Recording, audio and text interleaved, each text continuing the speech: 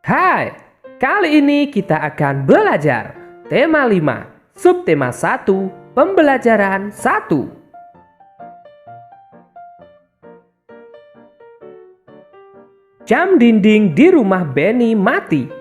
Ibu minta tolong Benny mengganti baterainya. Jam dinding terjatuh saat dijangkau. Benny minta maaf kepada ibunya. Ayo mengamati. Dengarkan teks percakapan berikut ini dengan seksama. Benny, coba lihat jam dinding di rumah, Nak. Iya, Bu. Wah, jarumnya berhenti bergerak, Bu.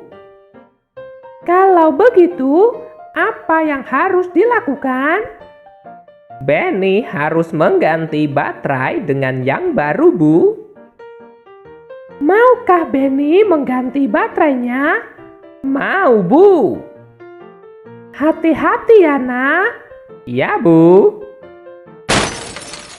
Wah, jamnya retak. Maafkan Benny, Bu. Benny kurang hati-hati dalam mengambil jam dinding sehingga jam dinding terjatuh. Ya, Nak. Kedepannya, Benny harus lebih hati-hati dan tidak perlu tergesa-gesa. Sekarang, ayo menulis.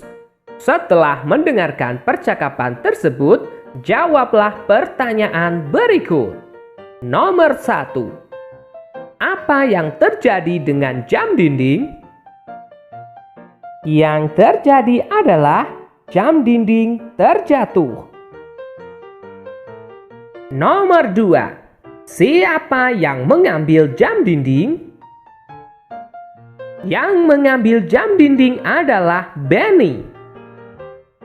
Nomor 3. Mengapa jam dinding jatuh?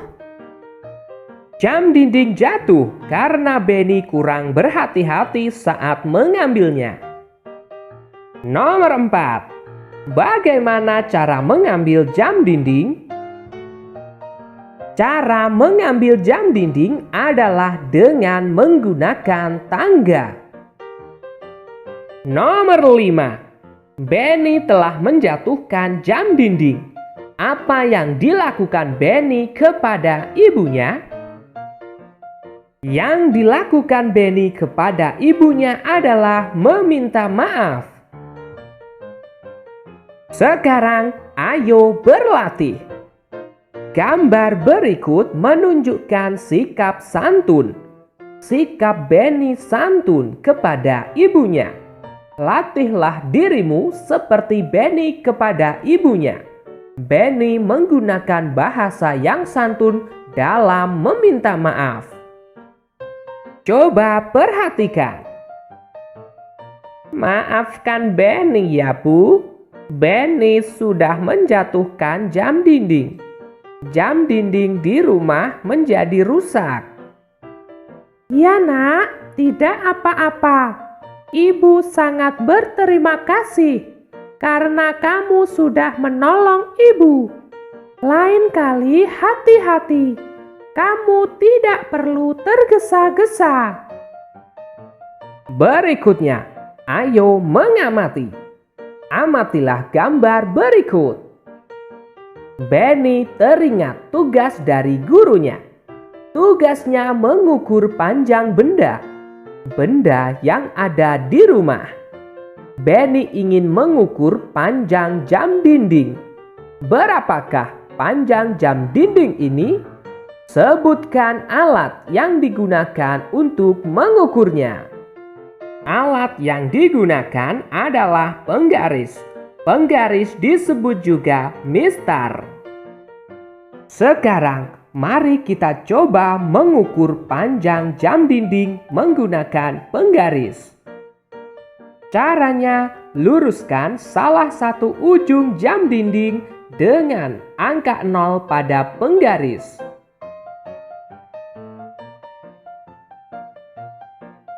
Kemudian, lihat ujung yang lain pada jam dinding. Lurus dengan angka 18 pada penggaris. Maka panjang jam dinding adalah 18 cm. Pernahkah kamu menggunakan penggaris? Sebutkan benda yang pernah diukur dengan penggaris. Sebutkan satuan ukuran yang ada di penggaris. Perhatikan percakapan berikut. Bu, apakah nama satuan pada penggaris? Benny lupa nama satuannya. Satuan ukuran pada penggaris adalah sentimeter. Sentimeter disingkat cm. Bagaimana cara menggunakannya, Bu? Cara menggunakannya adalah sebagai berikut. Ukur benda dimulai dari angka 0. Angka 0 pada penggaris harus lurus dengan pangkal benda. Terima kasih, Bu.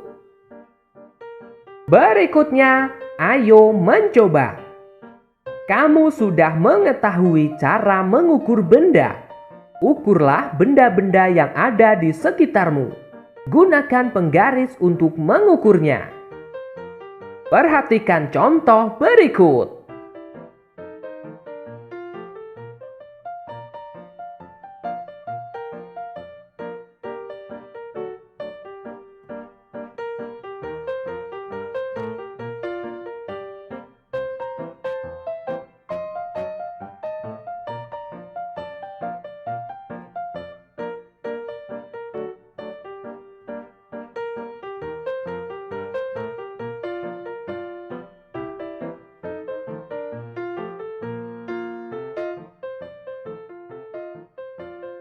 Kalian bisa menuliskan berdasarkan hasil pengukuranmu. Selanjutnya, ayo berlatih. Kamu sudah dapat mengukur panjang benda di sekitarmu. Perhatikan gambar berikut. Pilihlah benda yang dapat diukur dengan penggaris. Berikan tanda centang pada gambar berikut. Nomor 1. Kotak tisu. Apakah dapat diukur dengan penggaris? Ya. Nomor 2. Pintu. Apakah dapat diukur dengan penggaris? Tidak. Pintu diukur menggunakan meteran. Nomor 3. Meja. Apakah dapat diukur dengan penggaris? Tidak. Meja diukur menggunakan meteran. Nomor 4. Tangga. Apakah dapat diukur dengan penggaris? Tidak. Tangga diukur menggunakan meteran. Nomor 5. Figura. Apakah dapat diukur dengan penggaris? Ya. Nomor 6. Akuarium. Apakah bisa diukur dengan penggaris? Tidak. Akuarium diukur menggunakan meteran.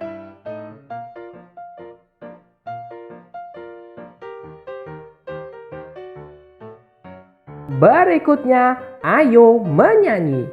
Mari kita nyanyikan lagu Pelangi-Pelangi ciptaan A.T. Mahmud. Birama 2/4. Tempo sedang. Nada dasar Do sama dengan C. Mari kita bernyanyi. Let's go!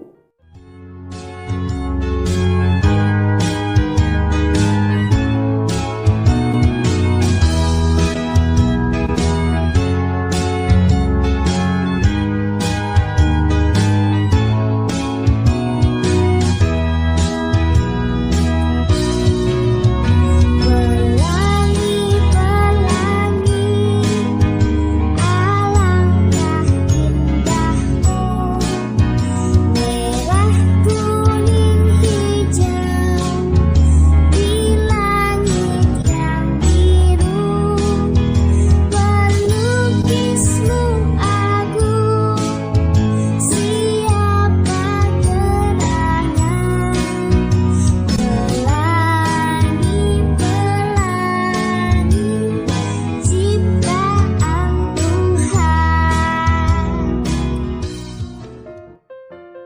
Tahukah kamu tekanan nada? Tekanan nada pada lagu ada dua, nada kuat dan nada lemah. Tanda kurang dari artinya nada kuat. Tanda lebih dari artinya nada lemah. Kuat dan lemahnya nada disebut dengan dinamika. Sekarang ayo berdiskusi. Kamu sudah mengetahui tekanan nada, baik nada kuat maupun lemah. Perhatikan kosakata pada teks lagu Pelangi-Pelangi. Coba tentukan panjang dan pendek bunyinya. Tuliskan hasilnya pada kotak berikut. Cara menentukan panjang pendek nada adalah dengan melihat notasinya. Jika notasi diikuti oleh titik di belakangnya, maka itu adalah nada panjang. Mari kita tentukan.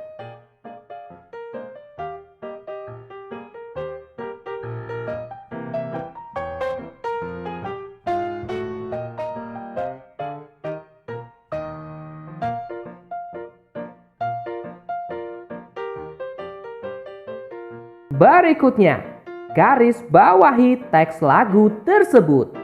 Bunyi panjang dengan garis merah, bunyi pendek dengan garis biru. Mari kita mulai.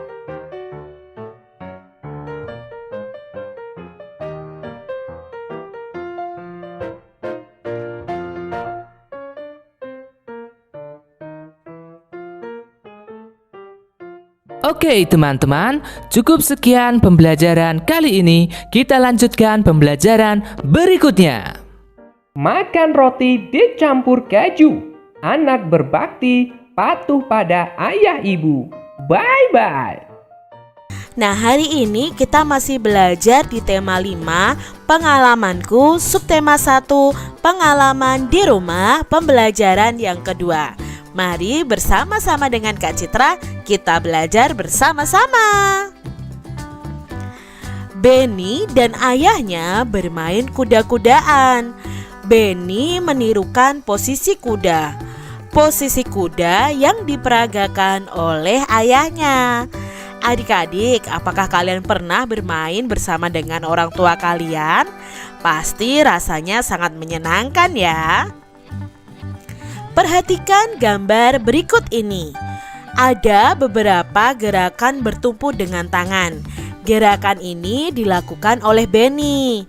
Nah, tadi Benny itu merangkak menggunakan tangannya seperti kuda-kudaan seperti itu adik-adik.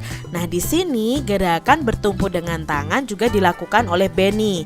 Ada 3 gerakan. Mari kita pelajari satu persatu. Nah, gerakan yang pertama adalah seperti ini adik-adik ya. Tengkurap dengan telapak kaki dipanjangkan lurus ke belakang. Lalu tangan ditegakkan sehingga badan tegak. Nah, gerakan ini bisa disebut dengan push up. Lalu gerakan yang kedua seperti ini adik-adik. Badan dipanjangkan menghadap ke lantai, tangan diluruskan bertumpu pada lantai, dan ujung kaki juga bertumpu pada lantai. Nah, gerakan ini juga disebut dengan gerakan push up. Lalu gerakan yang ketiga yang dilakukan Benny seperti ini adik-adik. Berdiri menghadap ke dinding, lalu tangan bertumpu pada dinding. Badan condong pada dinding, kemudian tangan ditekuk, lalu diluruskan kembali. Gerakan ini disebut dengan gerakan mendorong tembok. Nah, ketiga gerakan tadi itu melatih kekuatan otot tangan kita adik-adik. Benny melanjutkan permainan kuda-kudaan. Benny menjadi anak kuda. Kaki Benny menyenggol guci saat merangkak. Guci rebah dan hampir menyentuh lantai. Ayah Benny menyambut guci tersebut. Guci disambut sebelum rebah di lantai. Benny dan ayahnya bersyukur karena guci disambut dengan cepat. Rasa bersyukur merupakan perilaku yang baik. Nah, perilaku ini sesuai dengan sila pertama Pancasila. Nah, adik-adik tentunya masih ingat ya tentang sila Pancasila. Yuk kita ingat kembali.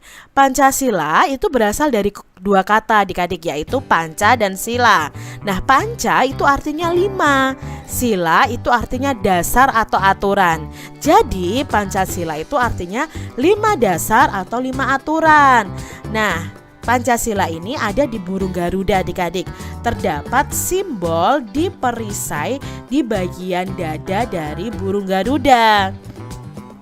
Nah, di burung Garuda sendiri dalam perisainya itu ada simbol yang sesuai dengan sila-sila Pancasila. Contoh simbol yang pertama yaitu bintang, bunyinya ketuhanan yang Maha Esa. Lalu simbol rantai bunyinya kemanusiaan yang adil dan beradab. Lalu ada yang ketiga adalah pohon beringin, bunyi silanya adalah Persatuan Indonesia.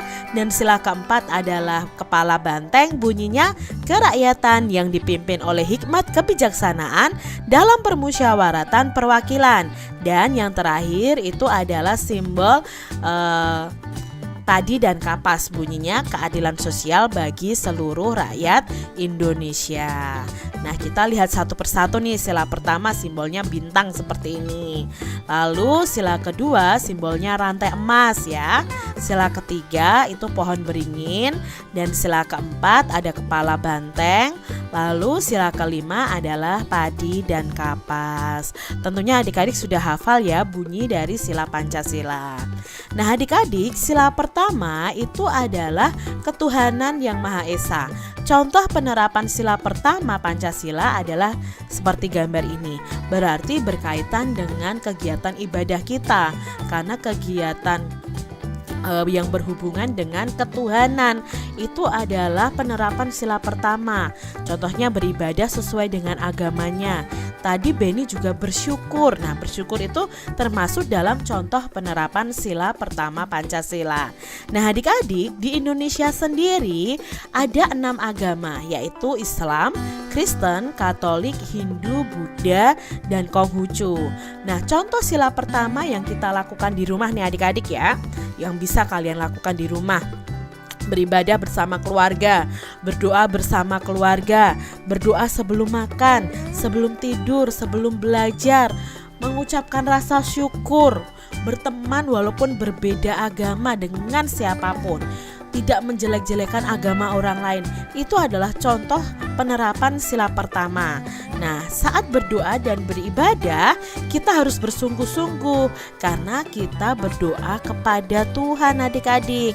Jadi jangan sampai kalian misalnya pergi ke masjid atau ke gereja atau ke pura, wihara, ke kelenteng, kalian malah bercanda, kalian tidak serius berdoa. Perhatikan gambar berikut. Nah, gambar-gambar tersebut itu mencerminkan sila Pancasila. Berikan tanda centang pada gambar yang menunjukkan sila pertama Pancasila. Yang pertama adik-adik, berdoa sebelum makan.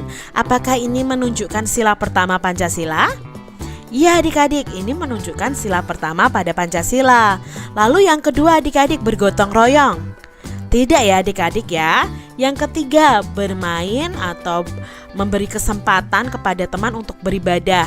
Bermain dengan semua teman walaupun berbeda agama. Apakah ini menunjukkan sikap yang sesuai dengan sila pertama? Iya adik-adik. Lalu yang keempat, beribadah di pura ya. Ini untuk umat agama Hindu. Apakah ini menunjukkan sila pertama? Iya adik-adik, ini menunjukkan sila pertama. Kalau yang gambar nomor 5 adik-adik, apakah bermusyawarah, berdiskusi itu menunjukkan sila pertama Pancasila? Nah, tidak ya adik-adik ya. Lalu gambar yang ke-6 nih, berdoa untuk orang yang meninggal. Nah, di sini apakah sesuai dengan sila pertama Pancasila? Iya, ini sesuai dengan sila pertama Pancasila. Adik-adik, Beni bersyukur loh karena guci tidak pecah. Beni minta maaf kepada ayahnya. Pernahkah adik-adik melakukan suatu kesalahan? Pasti pernah ya adik-adik ya. Apa yang dilakukan setelah kalian melakukan kesalahan? Tentunya kalau kalian setelah melakukan kesalahan itu kalian harus meminta maaf. Apakah kamu pernah meminta maaf adik-adik? Kak Citra berharap kalian pernah ya meminta maaf saat kalian melakukan kesalahan. Coba lakukan minta maaf itu dengan sopan, dengan baik ya. Kalau kita meminta maaf kepada orang lain harus dengan sopan. Nah, adik-adik, di sini ada percakapan Benny dan ayahnya. "Ayah, Benny meminta maaf," kata Benny. "Meminta maaf tentang apa?" tanya ayah. "Karena Benny kurang hati-hati," jawab Benny. "Ya nak, ayah maafkan. Benny lain kali harus hati-hati ya," kata ayah. "Ya ayah," jawab Benny. "Ayo main kuda-kudaan lagi," ajak ayah nih adik-adik. "Aku ingin menjadi anak kuda lagi," jawab Benny. "Baiklah jagoanku," kata ayah. Nah, di sini kita bisa melihat bahwa Benny mengucapkan kalimat minta maaf dengan baik dan sopan. Masih ingatkah kalian tentang makna dari kalimat minta maaf? Pada pembelajaran 1 kita sudah belajar tentang makna kalimat minta maaf. Nah, mari kita ingat-ingat kembali. Di sini Kak Citra punya kalimat minta maaf. "Udin, aku minta maaf ya karena sudah menendangmu," kata Edo. Nah, di sini siapa yang meminta maaf adik-adik? Ya, yang meminta maaf adalah Edo. Lalu Edo meminta maafnya kepada siapa? Ya, kepada Udin. Nah, mengapa Edo meminta maaf kepada Udin? Ya, karena sudah menendang Udin ya adik-adik ya. Berarti dari pertanyaan ini kita bisa mengetahui makna dari kalimat minta maaf tersebut. Jadi kalimat minta maaf di atas itu maknanya seperti ini. Edo meminta maaf kepada Udin karena sudah menendangnya. Seperti itu makna dari kalimat minta maaf. Sekarang contoh lainnya nih adik-adik. "Ibu, Rio minta maaf karena sudah memecahkan gelas di dapur," kata Rio. Nah, siapa yang meminta maaf di sini adik-adik? Ya, yang meminta maaf adalah Rio. Nah, Rio meminta maaf kepada siapa? Ya, kepada ibunya. Lalu, mengapa Rio meminta maaf kepada ibu? Karena Rio sudah memecahkan gelas di dapur. Nah, sekarang kesimpulannya, jadi kalimat minta maaf di atas itu maknanya Rio meminta maaf kepada ibu karena sudah memecahkan gelas di dapur. Nah, itu makna dari kalimat minta maaf di atas. Sekarang Kak Citra punya beberapa tugas untuk adik-adik. Tuliskan makna dari kalimat minta maaf berikut ini. Yang pertama, Ibu Rio minta maaf karena sudah memecahkan gelas di dapur, kata Rio. Lalu yang kedua, Bu Tata, maaf saya terlambat mengembalikan buku di perpustakaan, kata Jiko. Yang ketiga, maaf Pak Guru, saya datang terlambat ke sekolah karena saya bangun kesiangan, kata Siti. Yang keempat, Benny, saya minta maaf karena mematahkan pensilmu yang aku pinjam, kata Edo. Coba adik-adik tuliskan ya makna dari kalimat minta maaf tersebut di buku tulis kalian masing-masing. Demikian tadi adik-adik pembahasan kita di tema 5, subtema 1 pembelajaran yang kedua. Hai, kali ini kita akan belajar tema 5, subtema 1 pembelajaran 3. Hari sudah malam, Benny sedang bermain piano. Benny bermain di dekat kakaknya. Benny memainkan lagu Burung Tantina. Ayo bernyanyi. Apakah kamu mengenal lagu Burung Tantina?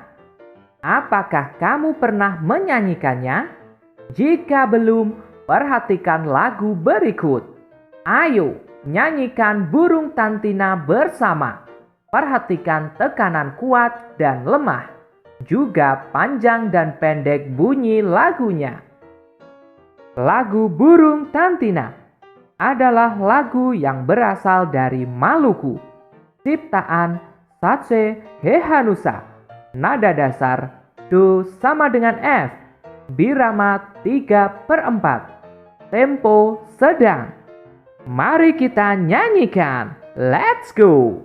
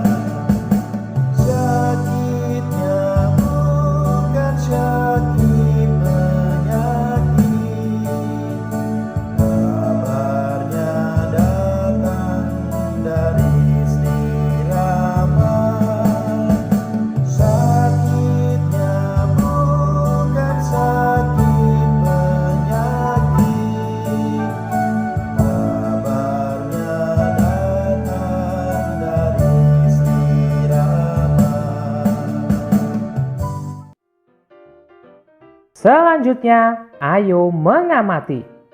Amati teks lagu Burung Tantina. Tentukan tekanan kuat dan lemahnya. Tuliskan kosakata untuk tekanan kuat dan lemahnya. Tuliskan kosakata untuk bunyi panjang dan pendeknya. Untuk menjawab pertanyaan tersebut, perhatikan notasi berikut. Tekanan kuat biasanya dinyanyikan dengan suara yang lebih kuat atau keras. Kosakata dengan tekanan kuat adalah tantina, panah, bukan, datang. Tekanan lemah biasanya dinyanyikan dengan suara yang lembut atau pelan. Kosakata dengan tekanan lemah adalah sio, mati, sakitnya, kabarnya.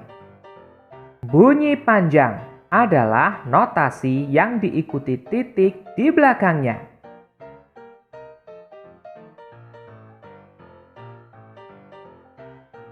Bunyi pendek adalah notasi yang terdapat garis di atasnya.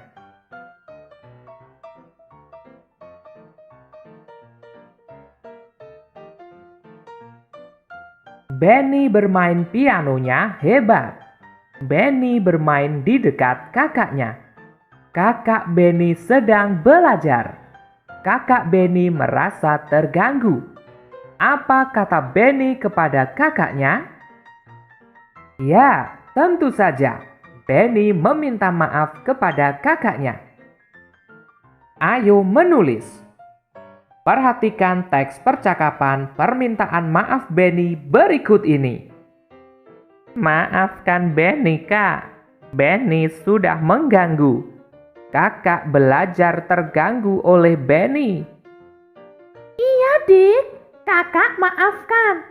Kalau Benny mau main piano, sebaiknya siang hari. Atau Benny mainnya sore hari. Iya, Kak. Besok tidak Benny ulangi lagi. Ya sudah, sebaiknya Benny membuat PR. Pernahkah kamu melakukan kesalahan? Kepada siapa kamu melakukan kesalahan? Bagaimana cara meminta maaf? Coba tuliskan permintaan maafmu. Misalnya, 1. Bu, maafkan saya karena saya datang terlambat. 2. Maafkan saya Edo karena saya tidak bisa datang. 3. Siti, maafkan saya karena membuatmu menangis. 4. Ibu, maafkan saya karena saya mendapat nilai ulangan yang jelek. Saya akan lebih rajin belajar. 5. Maafkan saya, Pak, saya lupa mengerjakan PR. Kalian bisa menuliskan berdasarkan pengalamanmu. Berikutnya, ayo mengamati. Kemudian, Benny membuat PR. Benny ditugaskan mengukur benda. Benda tersebut tidak dapat diukur dengan satu penggaris. Benny mengukur benda lebih panjang dari penggaris. Kak, Benny ingin mengukur piano, tetapi pianonya panjang. Alat apa yang dapat digunakan? Benny dapat menggunakan penggaris. Benny dapat juga menggunakan meteran. Karena bendanya lebih panjang dari penggaris, maka gunakan meteran. Berikutnya, ayo mencoba. Buatlah pertanyaan sesuai gambar di atas. Mintalah temanmu untuk menjawabnya. Misalnya, alat apa yang digunakan untuk mengukur meja? Apakah penggaris atau meteran? Karena meja lebih panjang dari penggaris, maka alat yang digunakan adalah meteran. Sebutkan benda yang diukur panjangnya. Misalnya laptop, rak, akuarium, atau karpet. Penggaris dapat untuk mengukur panjang benda. Sebutkan alat ukur panjang lainnya. Misalnya meteran. Benny mengukur panjang piano. Benny menggunakan penggaris lebih dari satu kali. Benny juga dapat menggunakan meteran. Meteran untuk mengukur benda yang panjangnya melebihi penggaris. Sekarang ayo mencoba. Perhatikan gambar berikut. Berikan centang untuk benda yang diukur dengan meteran. Nomor 1, laptop. Laptop tidak terlalu panjang. Bisa diukur menggunakan penggaris. Nomor 2, rak. Rak termasuk panjang. Harus diukur menggunakan meteran. Nomor 3, akuarium. Akuarium termasuk panjang. Harus diukur menggunakan meteran. Nomor 4, karpet. Karpet termasuk panjang. Harus diukur menggunakan meteran. Nomor 5, kipas angin. Kipas angin tidak terlalu panjang. Bisa diukur menggunakan penggaris. Nomor 6, laci. Laci tidak terlalu panjang. Bisa diukur menggunakan penggaris. Nomor 7, vas bunga. Vas bunga tidak terlalu panjang. Dapat diukur menggunakan penggaris. Nomor 8, lampu belajar. Lampu belajar tidak terlalu panjang. Dapat diukur menggunakan penggaris. Nomor 9, pensil. Pensil tidak terlalu panjang. Dapat diukur menggunakan penggaris. 10, pintu. Pintu termasuk panjang. Harus diukur menggunakan meteran. 11, jam dinding. Jam dinding tidak terlalu panjang. Dapat diukur menggunakan penggaris. 12, buku. Buku tidak terlalu panjang. Dapat diukur menggunakan penggaris. 13, sepatu. Sepatu tidak terlalu panjang. Dapat diukur menggunakan penggaris. 14, penghapus. Penghapus tidak terlalu panjang. Dapat diukur menggunakan penggaris. 15, pagar. Pagar termasuk panjang, harus diukur menggunakan meteran. Meteran untuk mengukur panjang benda. Meteran juga untuk mengukur jarak. Jarak antara dua benda. Amatilah percakapan berikut. Kak, Benny mau bertanya. Ya, tanya tentang apa? Bagaimana cara menggunakan meteran? Caranya sama dengan menggunakan penggaris. Mulailah dari angka 0, di mana 100 cm sama dengan 1 meter. Meter biasa ditulis M saja. Oh, setiap garis pada meteran sama dengan di penggaris. Ya benar, garis itu yang digunakan mengukur panjang benda. Coba perhatikan, 1 meter sama dengan 100 cm. Berikutnya, ayo berlatih. Perhatikan percakapan di atas. Percakapan antara Benny dengan kakaknya. 1 meter sama dengan 100 cm. Untuk merubah meter menjadi sentimeter, kita kalikan 100. 100 cm sama dengan 1 meter. Untuk merubah sentimeter menjadi meter, kita bagi 100. Coba isi titik-titik berikut. Nomor 1. Titik-titik dan titik-titik merupakan alat ukur untuk mengukur panjang. Jawabannya adalah penggaris dan meteran. Nomor 2. 3 meter sama dengan titik-titik sentimeter. Untuk merubah meter menjadi sentimeter, kita kali 100. 3 kali 100 sama dengan 300. Jadi, 3 meter sama dengan 300 cm. Nomor 3. 4 meter sama dengan titik-titik sentimeter. 4 dikali 100 sama dengan 400. Jadi 4 meter sama dengan 400 cm. Nomor 4. Titik-titik meter sama dengan 500 cm. Ya, 5 meter. Nomor 5. Titik-titik meter sama dengan 600 cm. Ya, 6 meter.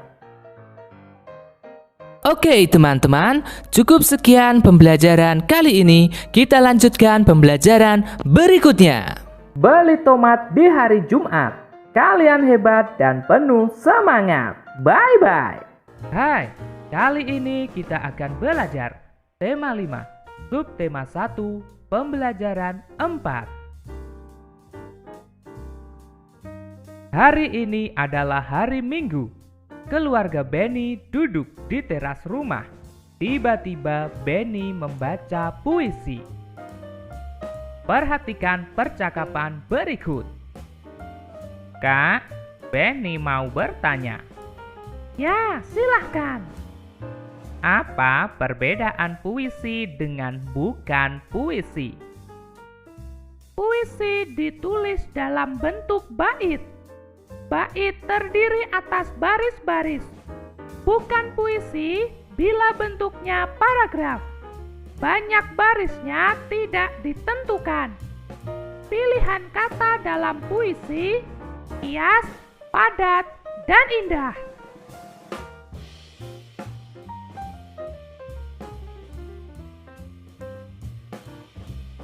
Sekarang, ayo berdiskusi. Diskusikan kata-kata berikut bersama temanmu.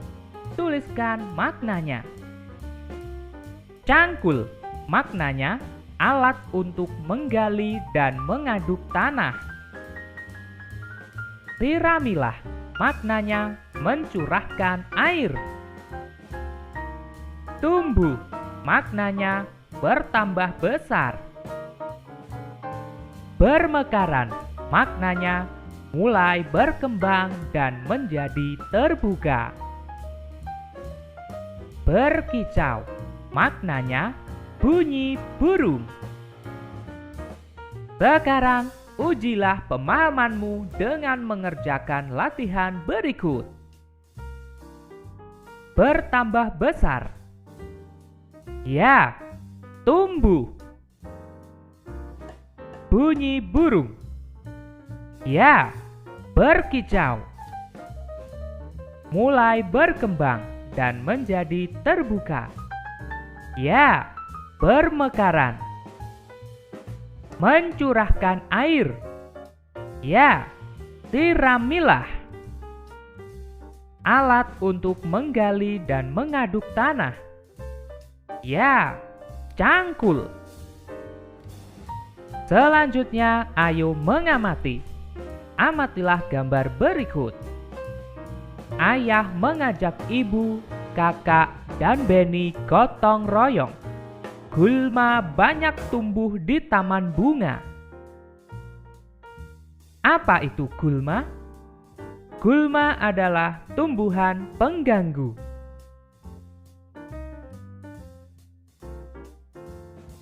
Apa yang sedang dilakukan Benny dan keluarganya?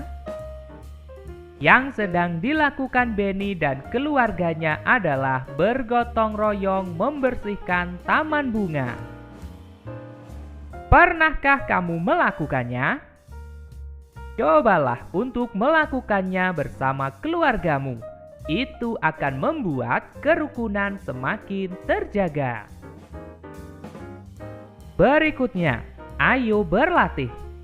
Buatlah pertanyaan sesuai gambar di atas. Mintalah temanmu menjawabnya.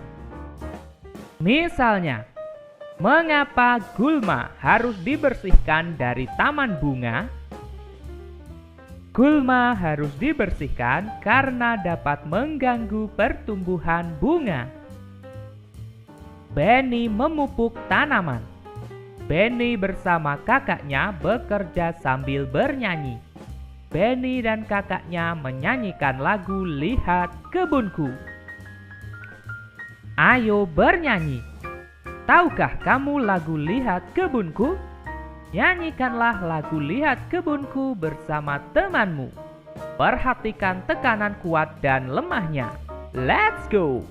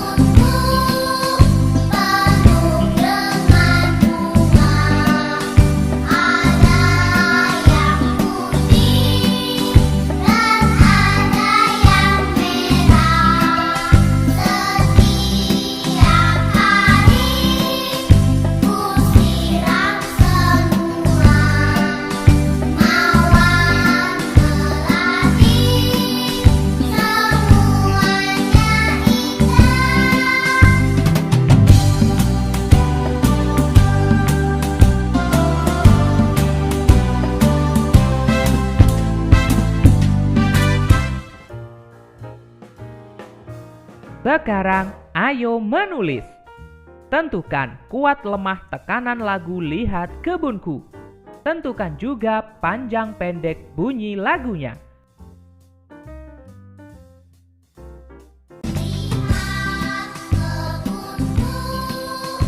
Panjang, kuat.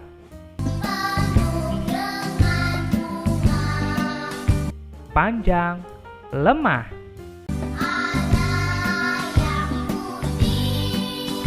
Panjang, kuat.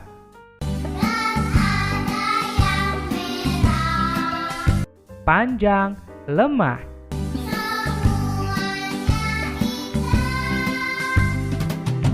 Panjang, kuat.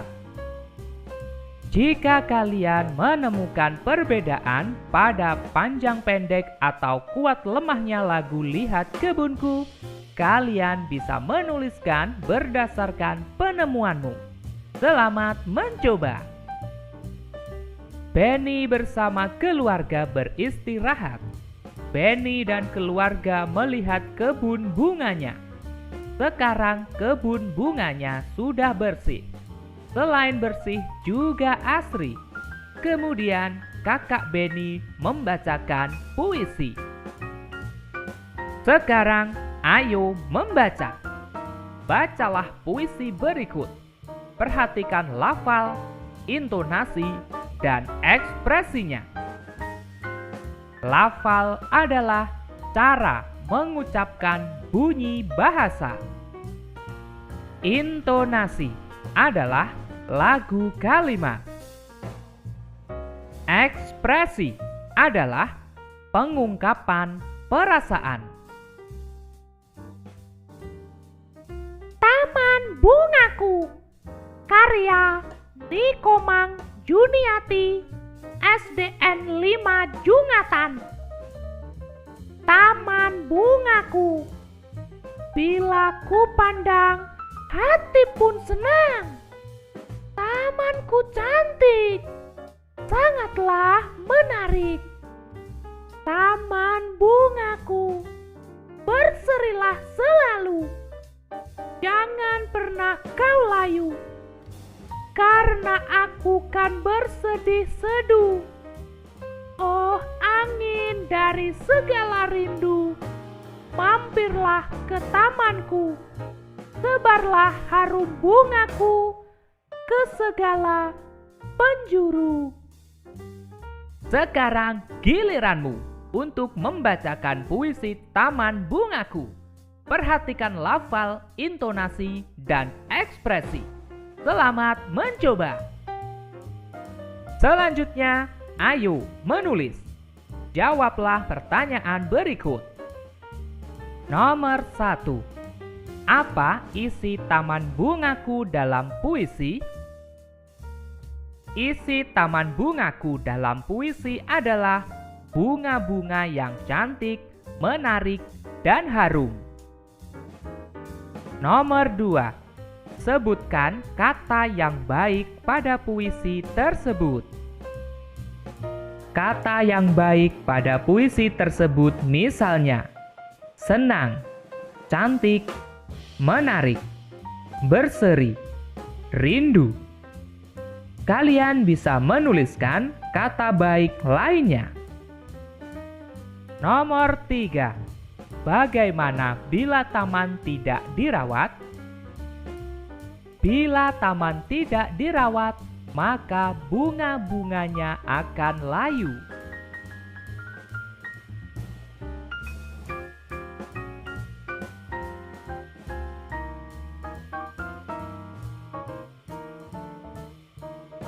Nomor 5. Cobalah buat puisi sesuai kemampuanmu. Langkah pertama, buatlah judul. Misalnya, kupu-kupu.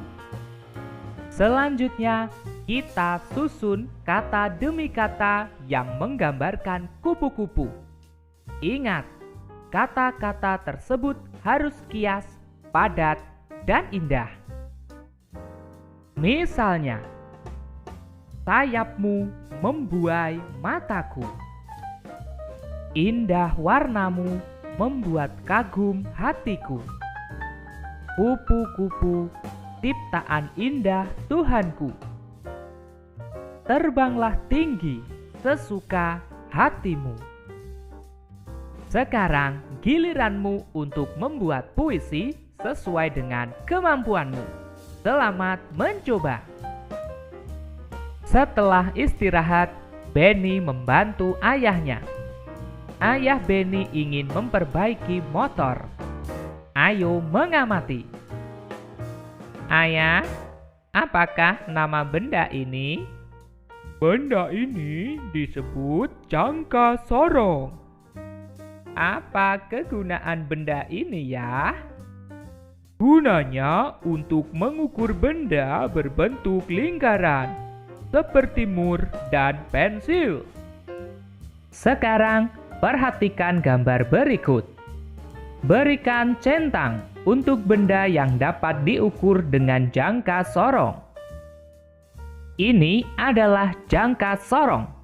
Benda yang dapat diukur menggunakan jangka sorong adalah benda yang berbentuk lingkaran. Nomor 1, obeng.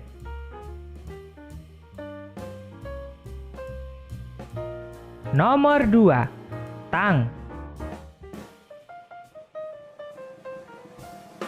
Nomor 3, mur.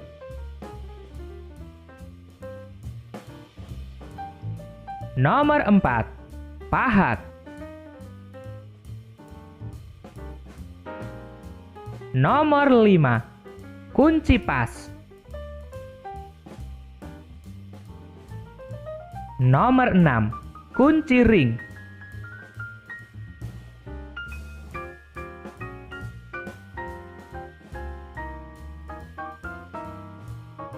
Oke teman-teman, cukup sekian pembelajaran kali ini. Kita lanjutkan pembelajaran berikutnya. Ikan hiu makan tomat. Sehat selalu dan senyum semangat. Bye-bye. Hai, kali ini kita akan belajar tema 5, subtema 1, pembelajaran 5. Pada sore hari, Benny mempunyai tugas. Tugas Benny membersihkan sangkar burung. Kemudian, Benny mengambil sangkar burung. Benny membersihkan sambil bernyanyi. Benny menyanyikan lagu Burung Kutilang. Ayo mengamati. Perhatikan gurumu membacakan puisi. Puisi tentang burung kutilang. Dengarkan dengan penuh konsentrasi. Burung kutilang di pucuk pohon cemara. Burung kutilang berbunyi, bersiul-siul sepanjang hari dengan tak jemu-jemu, mengangguk-angguk sambil berseru, trilili lili lili lili. Sambil berloncat-loncatan, paruhnya selalu terbuka. Digeleng-gelengkan kepalanya, menentang langit biru. Tandanya suka, ia berseru, trilili lili lili lili. Selanjutnya, ayo berlatih. Kamu telah mendengarkan puisi yang dibacakan gurumu. Buatlah pertanyaan tentang puisi tersebut. Mintalah temanmu menjawabnya. Misalnya, di manakah burung kutilang berbunyi? Burung kutilang berbunyi di pucuk pohon cemara.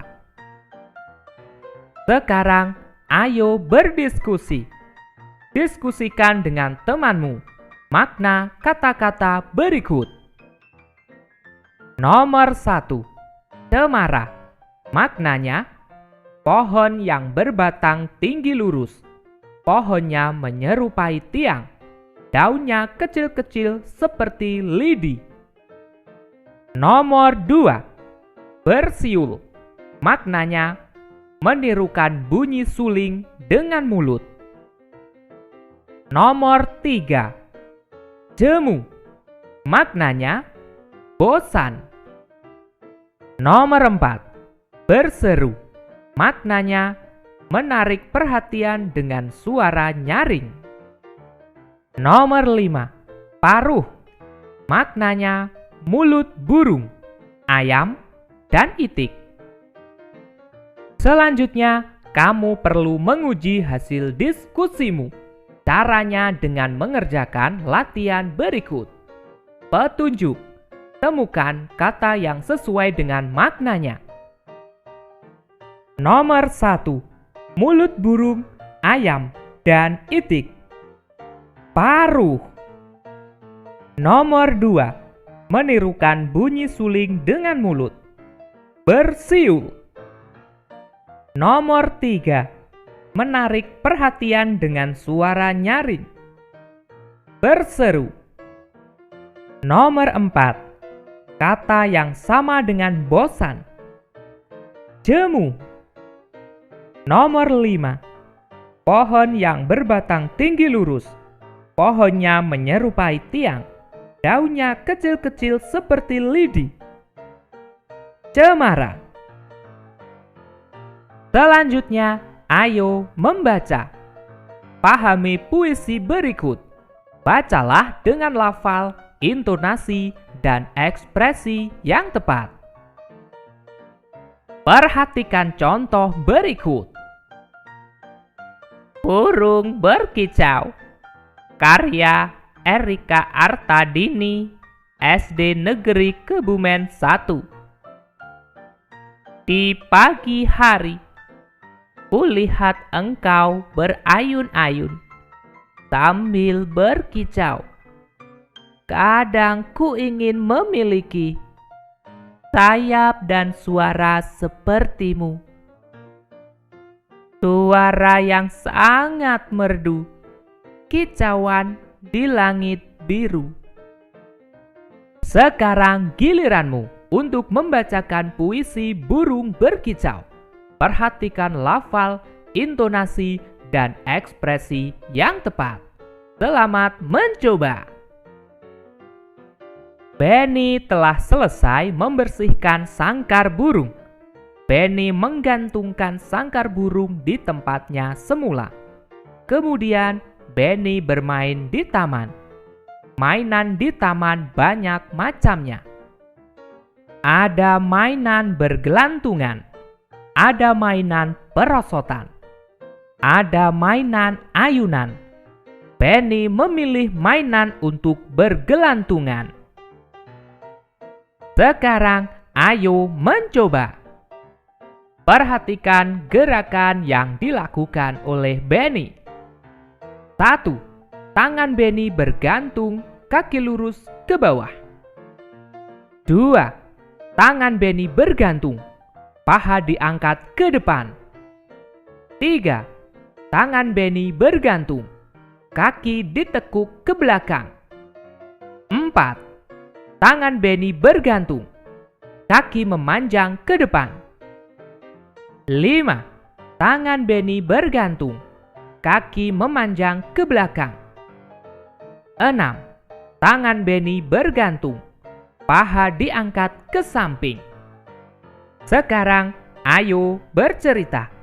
Ceritakan gerakan yang dilakukan Benny. Tuliskan pada kotak berikut.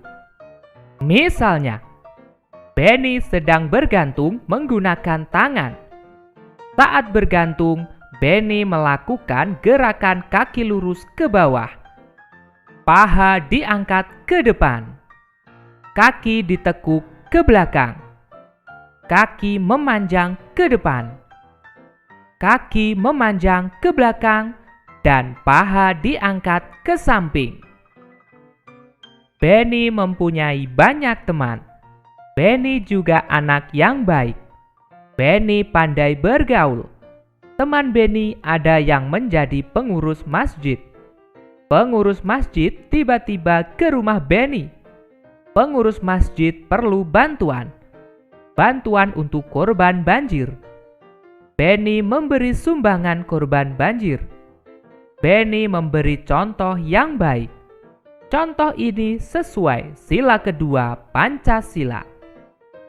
Selanjutnya, ayo berlatih. Perhatikan gambar berikut. Berikan centang untuk gambar yang sesuai dengan sila kedua Pancasila. Nomor 1. Memberi sumbangan untuk pembangunan masjid merupakan pengamalan sila kedua. Nomor 2. Tidak membeda-bedakan teman berdasarkan suku dan agama merupakan pengamalan sila ketiga. Nomor 3. Membantu ayah merupakan pengamalan sila kedua. Nomor 4. Berdoa sebelum makan merupakan pengamalan sila ke-1.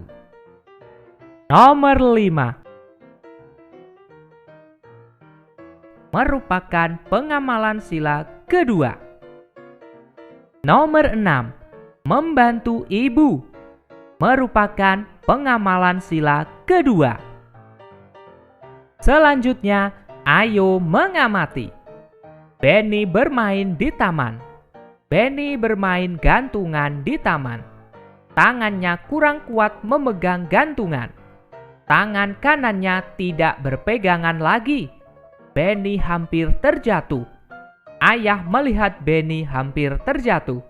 Ayah langsung menolong Benny. Benny bersyukur karena ditolong ayahnya. Sekarang ayo bercerita. Ceritakan pengalamanmu. Pengalaman yang menunjukkan sila kedua Pancasila. Perhatikan contoh pengalaman Benny dalam menerapkan sila kedua Pancasila. Benny sangat mencintai orang tua. Benny juga menghormati dan menaati nasihat orang tua. Benny patuh terhadap orang tua. Perbuatan ini merupakan sikap yang sesuai sila kedua Pancasila. Ayo, kamu terapkan di rumah masing-masing. Sekarang tuliskan pengalamanmu di rumah. Pengalaman yang sesuai dengan sila kedua Pancasila. Kerjakan pada kolom berikut. Misalnya, setiap hari saya selalu membantu ibu untuk membersihkan rumah. Saya juga membantu ayah untuk merapikan taman. Saya selalu patuh pada nasihat orang tuaku. Kalian bisa menuliskan berdasarkan pengalamanmu dalam menerapkan sila kedua Pancasila di rumah. Oke teman-teman, cukup sekian pembelajaran kali ini. Kita lanjutkan pembelajaran berikutnya. Jus duren dicampur susu. Kalian keren, belajar selalu. Bye-bye. Hai, kali ini kita akan belajar tema 5. Subtema 1, pembelajaran 6. Sepupu Benny datang dari kampung. Benny senang dikunjungi saudaranya.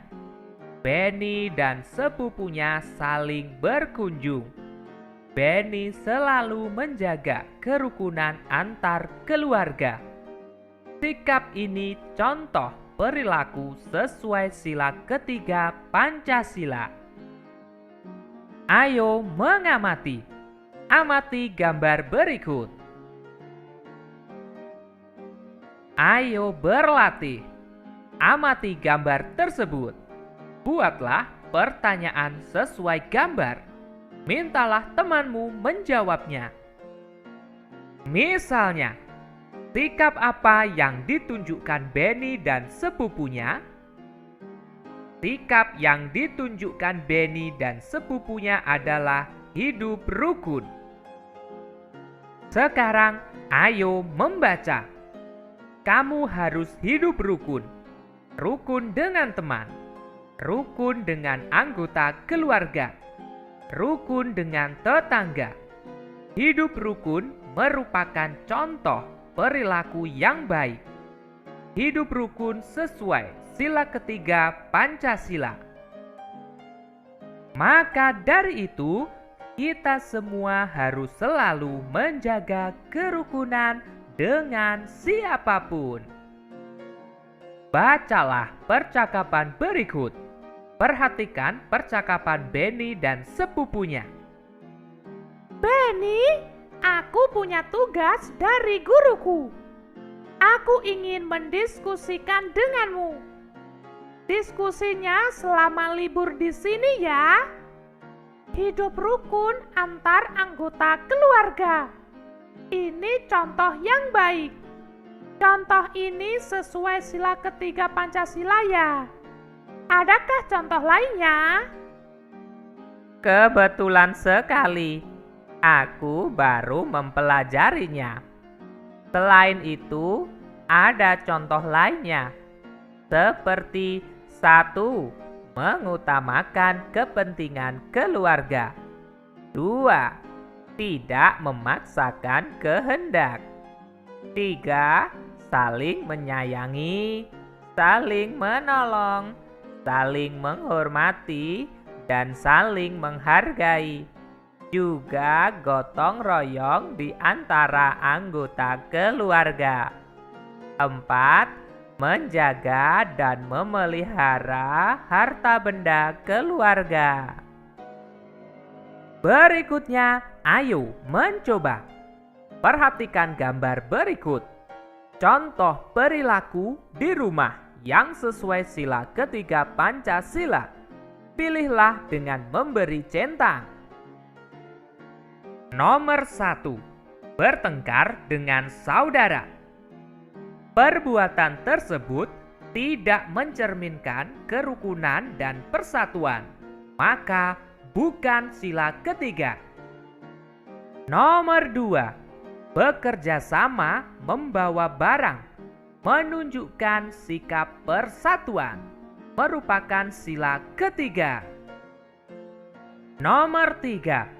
Bekerja sama menyiram bunga, merupakan sikap yang menunjukkan persatuan, merupakan pengamalan sila ketiga. Nomor 4. Makan bersama, menunjukkan sikap persatuan, merupakan pengamalan sila ketiga. Nomor 5. Belajar bersama, menunjukkan sikap kerukunan, merupakan pengamalan sila ketiga. Nomor 6. Memberi hadiah, menunjukkan sikap saling menyayangi, merupakan pengamalan sila ketiga. Selanjutnya, ayo mengamati. Amati gambar di samping. Benny sudah menerapkan sila ketiga Pancasila. Contohnya, Benny rukun dengan kakaknya. Benny bersyukur mempunyai kakak yang baik. Kakaknya sayang dan suka menolong. Perhatikan cerita Benny berikut. Aku sering bermain bersama kakak. Kakak juga sering menolongku ketika aku membutuhkan bantuan. Kakak memperhatikan kebutuhanku. Aku bersama kakakku sangat rukun. Aku dan kakakku saling menyayangi. Bagaimana dengan kalian? Apakah kalian selalu rukun dengan adik atau kakak kalian? Pastinya kalian selalu hidup rukun. Tiba-tiba Benny membuka jendela. Ternyata hari ini turun hujan. Benny menunggu hujan reda. Kemudian Benny nyanyi lagu tik tik tik bunyi hujan. Ayo tirukan bersama. Let's go!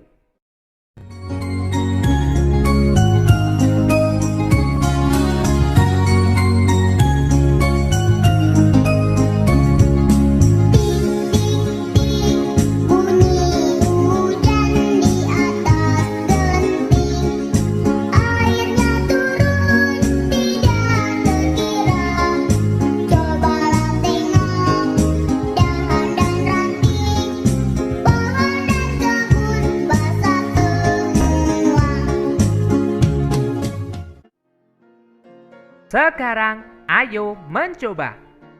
Sepupu Benny membaca puisi. Puisi tentang hujan.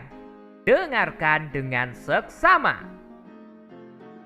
Hujan, hujan, hujan di mana-mana. Di jalan, di halaman, semua basah. Hujan, hujan tak henti-henti. Hujan, hujan lebat sekali. Hujan, hujan bukan kepalang. Di sana dan di sini air tergenang. Hujan, hujan belum berhenti.